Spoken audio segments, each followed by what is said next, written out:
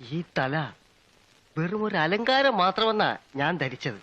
ഇപ്പൊ എനിക്ക് മനസ്സിലായി ഇതിൽ കളിമണ്ണ് മാത്രമല്ല അല്പ കളിച്ചോറും ഉണ്ടെന്ന്. Thank you. ഈ തല വേറൊരു തെണ്ടി വന്ന് അവളെ കല്യാണം കഴിച്ച് ഇപ്പൊ അന്തസ്സായിട്ട് ചെയ്യും. അപ്പൊ ചേട്ടന് കല്യാണം കഴിക്കാത്തതിന് യാതൊരു വിഷമില്ലേ? വിഷമം വരുമ്പോ ഞാൻ ചട്ടകെടുത്ത് ചൂടുള്ള പായസത്തിലിട്ട് രണ്ടിളക്കളക്കും. എന്നിട്ട് വിഷമം നിന്നെങ്കിൽ രണ്ട് പപ്പടം അങ്ങോട്ട് വേറൊരു തെണ്ടി വന്ന് അവളെ ஏண்டா மாப்ள துபாய் ரோட பாத்திருக்கியாடா நீ? நான் எங்க பார்த்தேன்?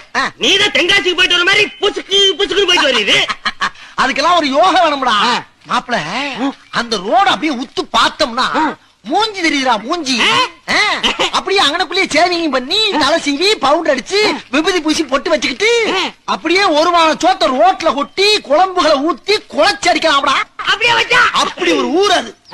இதெல்லாம் ஒரு ஊர்னு இங்க வந்து சைக்கிள் சொல்ல சனியனே. ஏண்டா மாப்ள மாறி என்னடா ரெண்டு பேரும் சோகமா உட்காந்துருக்கீங்க?